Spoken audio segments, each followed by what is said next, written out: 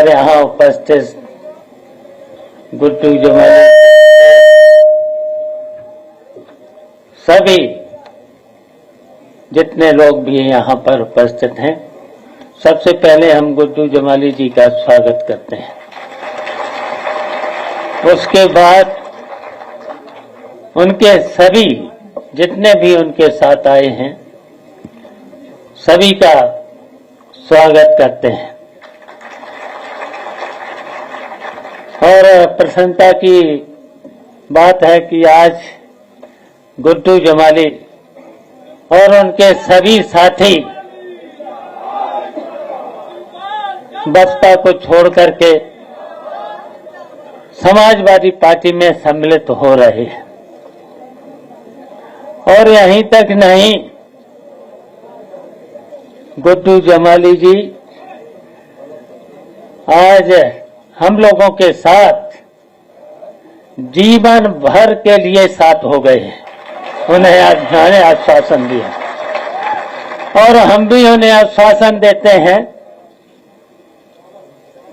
उनके साथियों का समाजवादी पार्टी की तरफ से और हमारी तरफ से हमेशा उनका समाजवादी पार्टी में सम्मान रहेगा। और आज भारतीय जनता पार्टी ने देश के सामने संकट पैदा जो किया है, संविधान को भी जो बदलने की नियत है, और इसी के साथ साथ पूरी तरह से लोकतंत्र की जितनी भी मान्यताएं थीं उनको समाप्त करने की कोशिश की है। तो इनको और देश को बचाने का काम पीडीए के लोग तो करेंगे ही, और पीडीए के साथ साथ जो आज देश में सबसे दुखी किसान, नौजवान और मुसलमान जो दुखी है, उसकी लड़ाई हम लोग सब लोग मिलकर के इस भारतीय जनता पार्टी की, और इसलिए भारतीय जनता पार्टी को हटाना जरूरी हो गया है। भारतीय जनता पार्टी से बेईमान अभी तक तो मैंने किसी भी सरकार को, इतनी बेईमान सरकार को नहीं देखा। और इतने झूठे लोग, इतने झूठे, बताओ, राम की कसम तो खाते हैं और राम की भी झूठ बोलने का काम करते हैं। बताइए, हम सब लोग राम को मानने वाले हैं? तो इतने झूठे लोग हैं। तो आज हम सब लोग तय कर लेंगे 2024 में से हिंदुस्तान से इस भारतीय जनता पार्टी को हटाएंगे। तो आज हम गुड्डू जमाली जी का और सभी जितने उनके साथ आए हैं उन सबका स्वागत करते हैं, अभिनंदन करते हैं। जय हिंद। मंच पर पूर्व मंत्री चंद्रदेव राम जी करेली साहब हैं, पूर्व विधायक ब्रजलाल सोनकर जी हैं, और उन सब की तरफ से मैं आप सभी का स्वागत करता हूं और अनुरोध करता हूं, आज के इस पार्टी में शामिल होने के लिए आए पूर्वांचल के कद्दावर नेता शाह आलम गुड्डू जमाली साहब को कि वो आए और प्रेस मीडिया के सामने अपनी बात रखें। शाह आलम और गुड्डू जमाली साहब।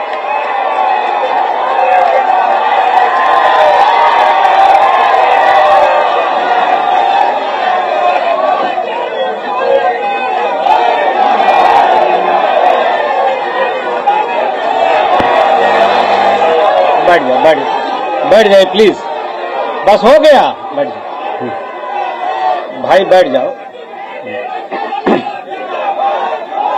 भैया, बैठोगे तभी तो बोलेंगे, बैठ जाओ।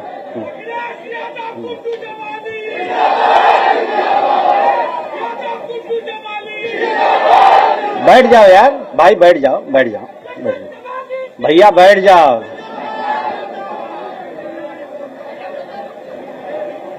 माननीय राष्ट्रीय अध्यक्ष महोदय और साथ में हमारे समाजवादी पार्टी, जिसकी मैंने आज दिल से सदस्यता लिया है, बाई हार्ट। और हमारे पार्टी के राष्ट्रीय महासचिव आदरणीय शिवपाल जी, जिन्हें हम प्यार से चाचा कहते हैं। हमारे इस प्रोग्राम का संचालन कर रहे माननीय प्रदेश अध्यक्ष महोदय श्री नरेश उत्तम पटेल जी, माननीय राजेंद्र प्रसाद जी, जो हमारे पार्टी के बहुत बुजुर्ग प्रवक्ता हैं, सीनियर पुराने, ये हमारे लिए अच्छा जवान है, अच्छा। और हमारी पार्टी के और हम सब के लिए गार्जियन स्वरूप हमारे आजमगढ़ के, हम लोग उन्हें बाबूजी भी कहते हैं, आदरणीय बलराम यादव जी साथ में हमारे मौजूद हैं। हमारी तो मित्रता रही है, चाहे हम लोग किसी दल में भी रहे हों।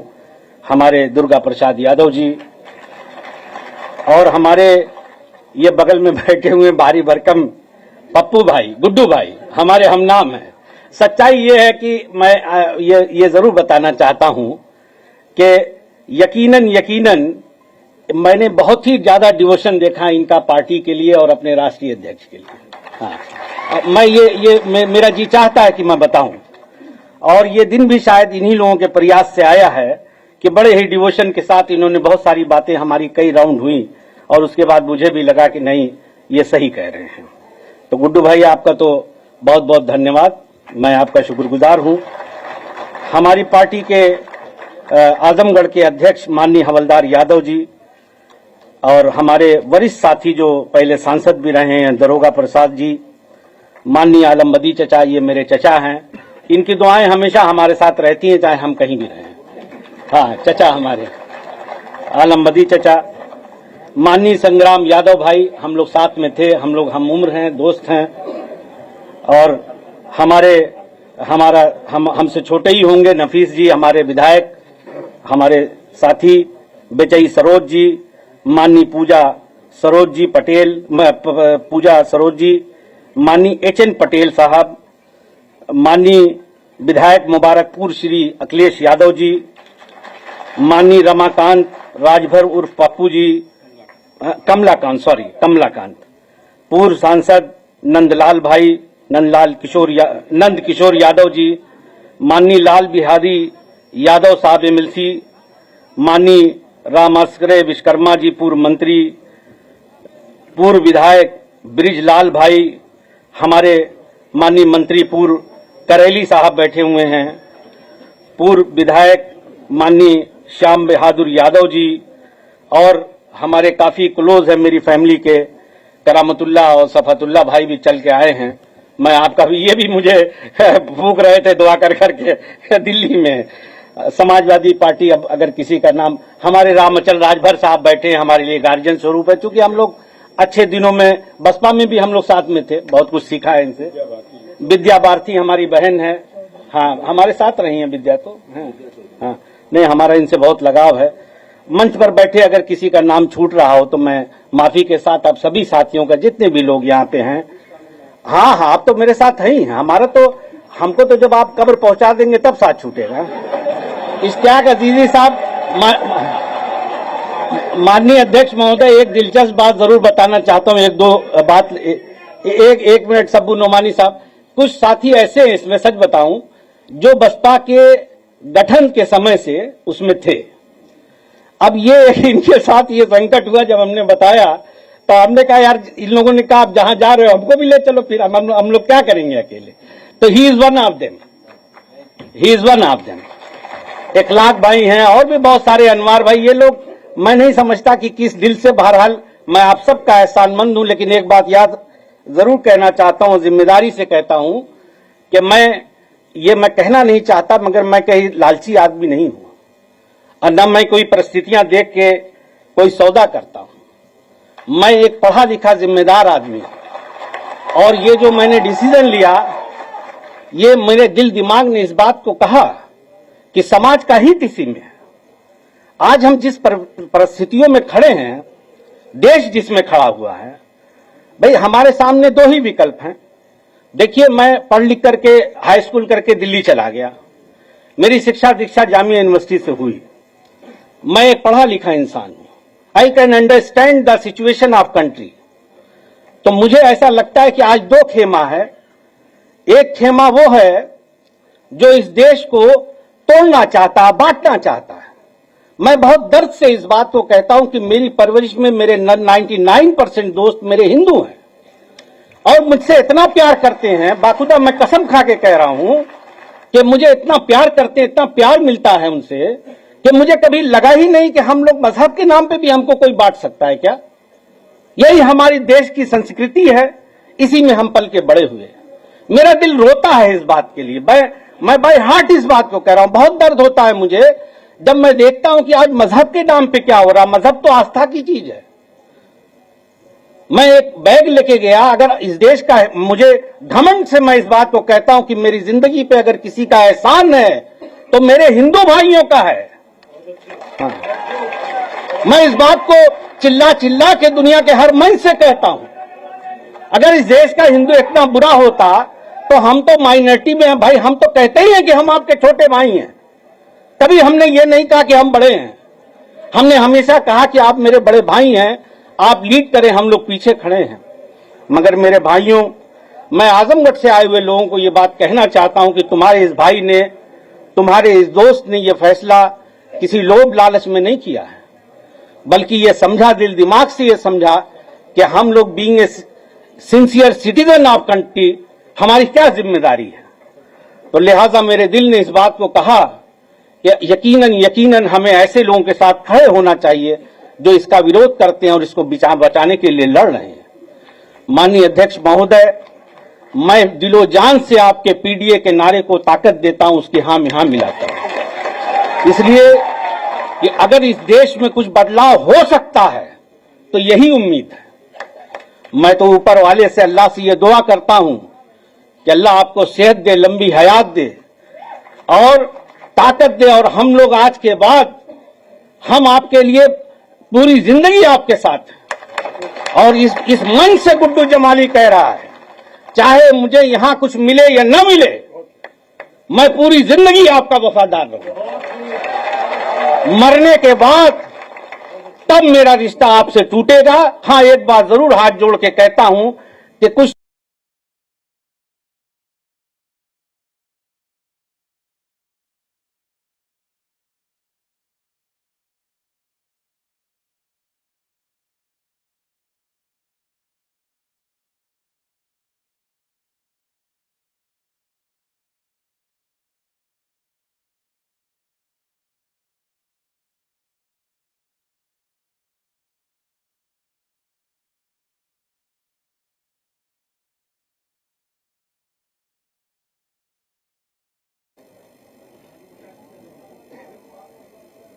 पूर्व मंत्री विधायक दुर्गा यादव जी,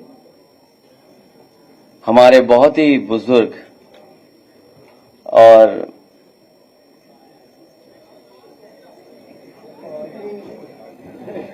जानकार और सूझबूझ रखने वाले हमारे कई बार के विधायक, कितनी बार हो गया,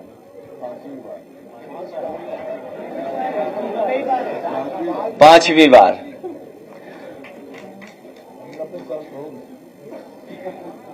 अभी 90 के नहीं हुए। नफीस से लेकर के संग्राम और हमारी पार्टी के, जिनके मैं नाम नहीं ले पा रहा हूं, सभी हमारी पार्टी के वरिष्ठ नेता। मैं सबसे पहले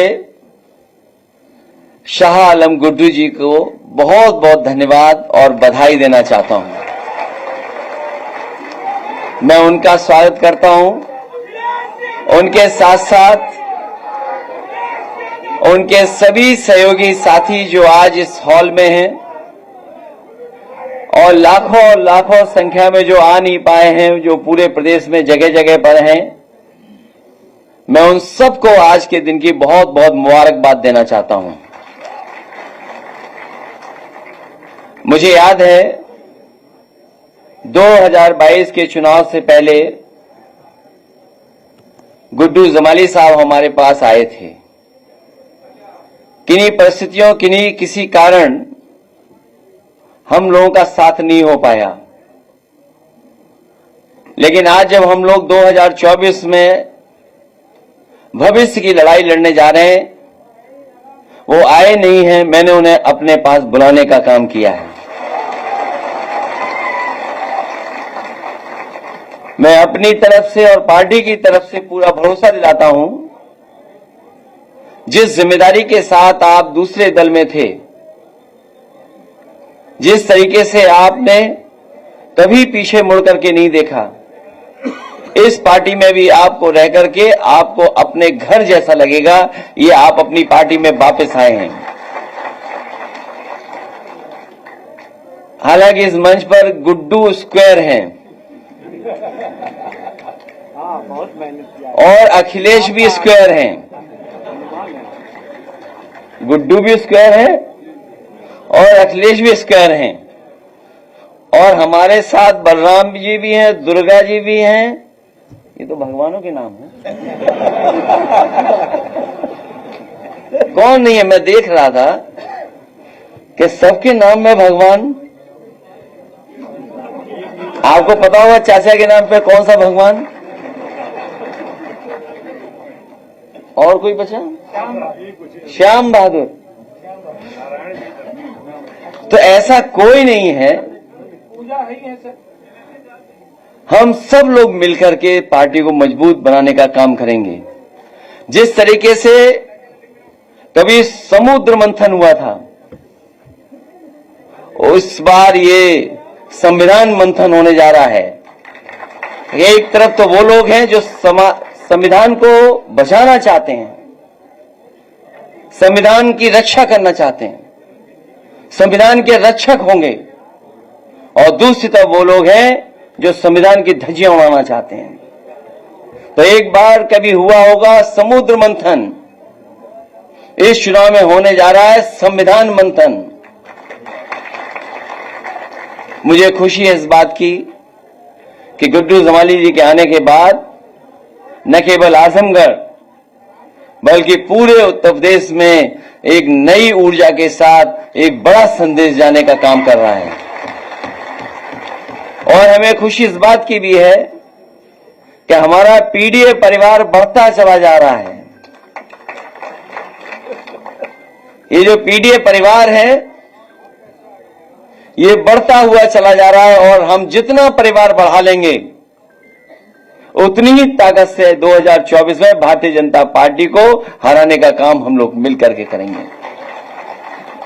मैं एक बार फिर गुड्डू जमाली साहब का, क्योंकि वो कारोबार भी करते हैं, राजनीति और सेवा के साथ साथ समाज के जो गरीब लोग हैं उनका दुख दर्द दूर करने का प्रयास करते हैं, हर समय उनके साथ तैयार खड़े रहते हैं, और वहीं वो कारोबार भी करते हैं। तो ये बात समझते हैं कि जो कारोबार करने वाले लोग हैं वो कभी भेदभाव नहीं कर सकते, ना धर्म का ना जाति का, क्योंकि कारोबार से लोग जुड़ते हैं।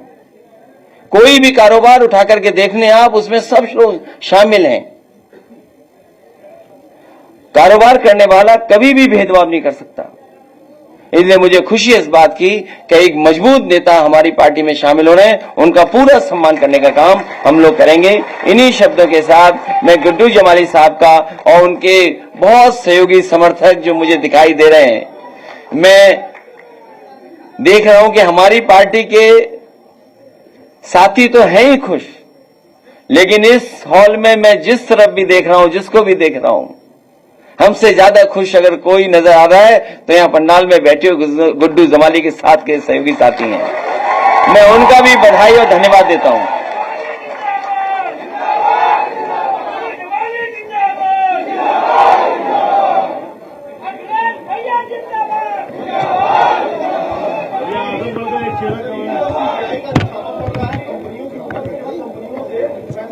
किसका? मैं रामलीला सुमन जी का बहुत बहुत स्वागत करता हूं, नए हमारे राज्यसभा सांसद। आइए बताइए।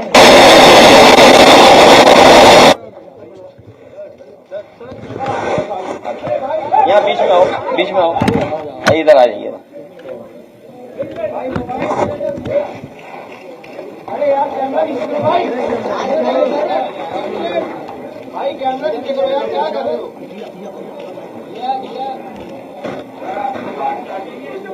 चलिए एक कुर्सी बना देना, एक कुर्सी बना देना।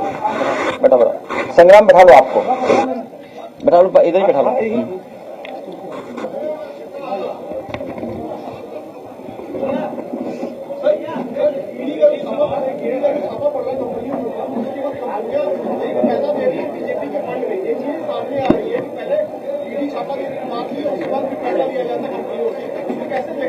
ये कौन सी नई बात है? ये कौन सी नई बात बता रहे हो आप?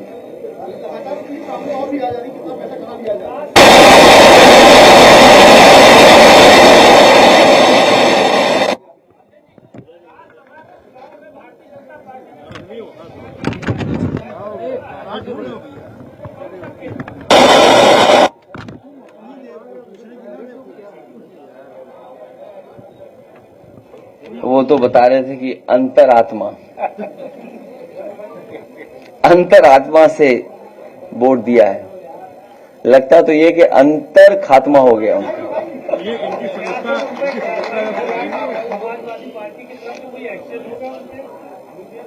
जो लेट डाउन नियम है उनके तहत कार्रवाई होगी। और सबसे बड़ी बात तो यह है कि जिस वोट से वो जीत करके आए हैं उसको कैसे फेस करेंगे आप? बीजेपी से लड़कर के आए, बीजेपी से मुकाबला कर करके आए, तो जिस वोट ने आपको जिता करके भेजा है, अब आपकी अंतरात्मा उन वोटर्स के लिए क्या कहेगी? जो सामने आपके खड़े होंगे वोटर्स, उनका जवाब क्या देंगे? और हमें तो याद है कि बहुत बड़े पैमाने पे सूचना बीजेपी की और आरएसएस क्या कर रही वो हमें देते थे। हमें तो दुख इस बात का है, जानकारी हमें कौन देगा? हमारे पीछे जो बैठते थे वो बीजेपी और आरएसएस की हमें सूचना देते थे कि अब हमें कौन देगा वो सूचना?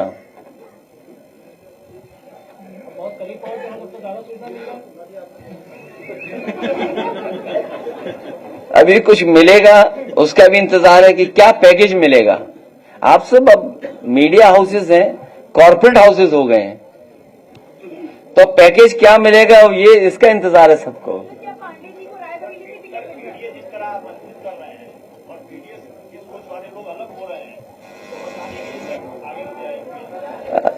पीडीए परिवार बढ़ता चला जा रहा है, उसी की घबराहट है बीजेपी के अंदर। आप सोचिए, सुल्तानपुर में एक डॉक्टर की हत्या हुई थी और किस तरीके से हत्या हुई थी उसकी, कोई कल्पना नहीं कर सकता कि डॉक्टर की ऐसी हत्या हुई होगी। गोरखपुर में एक इनकाउंटर हुआ था, उसको लेकर के क्या क्या बातें हुई थी। और ये एक घटना नहीं है, न जाने कितनी घटना हुई हैं। जहां तक पीडीए परिवार की बात है, पीडीए परिवार बढ़ता चला जाएगा। इसी की घबराहट है कि भारतीय जनता पार्टी को पार्टियों को तोड़ना पड़ रहा है और भारतीय जनता पार्टी को एक अपना गुट अलग बना देना चाहिए। भाजपा सिद्धांतहीन, भाजपा को अपना एक अलग दल, सहयोगी दल या गुट बना करके तैयार करना चाहिए कि जो भाजपा सिद्धांतहीन है उनको लेंगे, उसमें शामिल करें सब लोगों को। पार्टी की तरफ से क्या कार्रवाई की जाएगी जिन्होंने क्रॉस वोटिंग की है? ये कौन सी नई बात बता रहे हो आप? हमारी सुन करके बता रहे हो? कोई अपनी बात बताओ।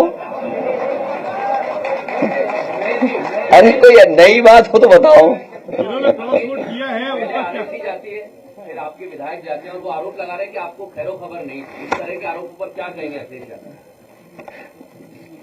जाने वाले को कोई नहीं रोक सकता। और आपको तो ये सवाल मुझसे नहीं पूछना चाहिए, ये सवाल भारतीय जनता पार्टी से पूछना चाहिए, जो मर्यादा पुरुषोत्तम राम से क्या सीख रहे हैं। उनकी मर्यादा कहां है? आपको मंत्री बनाएंगे, आपको कुछ और बढ़ा दे देंगे। अभी एक पत्रकार साथी कह रहे थे किसी को लोकसभा दे देंगे। तो अभी तो वादे किए हैं, वादे कब पूरे होंगे? और जब वादे पूरे नहीं होंगे तो बीजेपी कैसे रोक पाएगी उन सबको? लेकिन अभी आपने कोई कार्रवाई नहीं की है, अभी तो वो सभा के जो नियम है उसके तहत कार्रवाई होगी।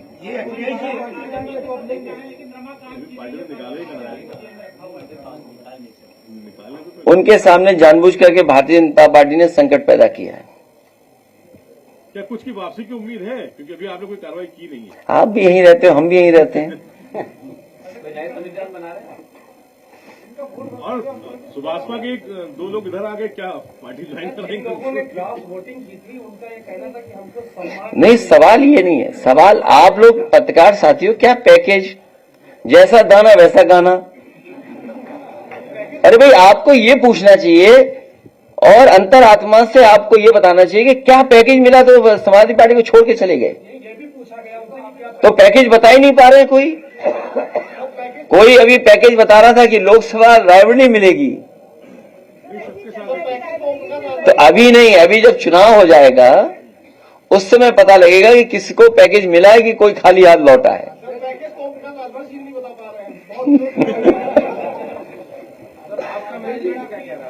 हमारा मैनेजमेंट नहीं, अब स्वार्थ, किस पे स्वार्थ नहीं छिपा? लालच, लोभ, सरकार का दबाव कितना है सोचिए आप। मैंने आपसे क्या कहा? जिस समय सुल्तानपुर में एक डॉक्टर की हत्या हुई, उस समय सरकार के बारे में क्या कहा गया? गोरखपुर में एक इनकाउंटर हुआ, उस समय सरकार के बारे में क्या बोला जा रहा था? एक मां बेटी जिंदा जला दी गई, मां बेटी को जिंदा जला दिया गया बुलडोजर चला करके। तब इनकी अंतरात्मा कहां थी? तब अंतरात्मा हमारे साथ थी। ये मैनेजमेंट नहीं, मैनेजमेंट से ऊपर वाला काम हुआ है। लेकिन तोड़ फोड़ तो आपने भी कर दी सामने भाजपा में। तो टैग तो उनका लिए नहीं लिया।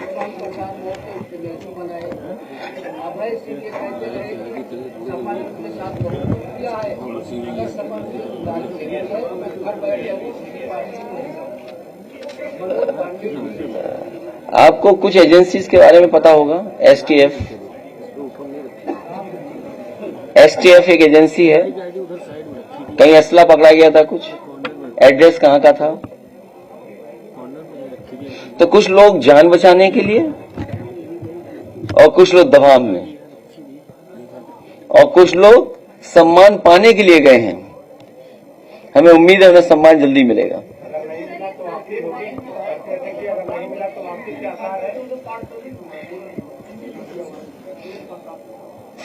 क्या लिखा है? तो उन्होंने लिखा हुआ पार्शियल पेमेंट।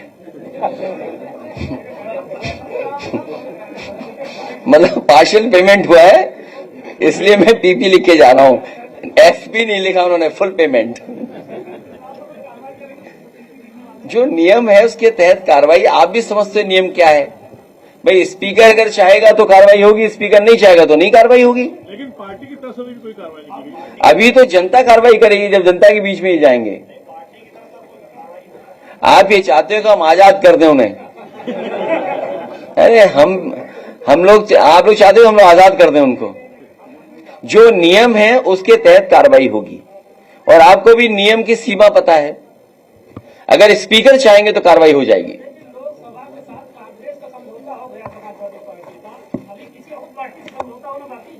आप बताओ कोई पार्टी बची हो तो?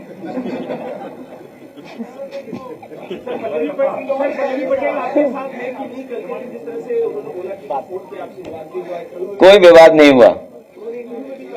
देखिए, ऐसा है, कोई विवाद नहीं हुआ। हमने कहा कि सब अंतरात्मा से आप वोट दे दिए। अगर आपकी अंतरात्मा बीजेपी को कहती है बीजेपी को वोट दीजिए, अगर अंतरात्मा कहती है सपा को वोट दीजिए, सपा को वोट दीजिए। अब दूसरों से पूछना पड़ेगा वो हमारे साथ है कि नहीं है। बसपा से आपके साथ में आने वाले चुनाव को लेकर क्या बसपा से भी कहीं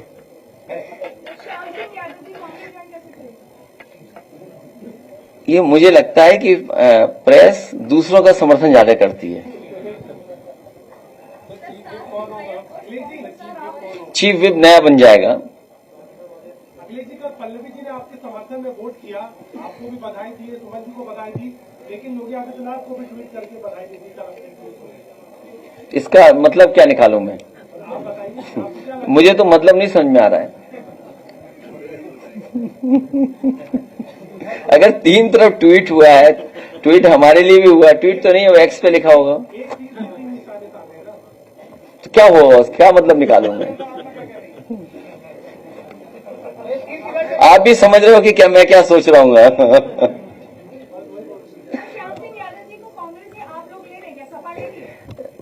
अभी आपने कहा कि वो कांग्रेस में जाना चाहते हैं।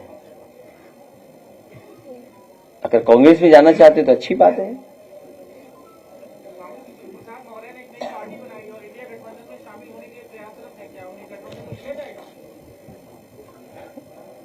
कौन सा चैनल है ये?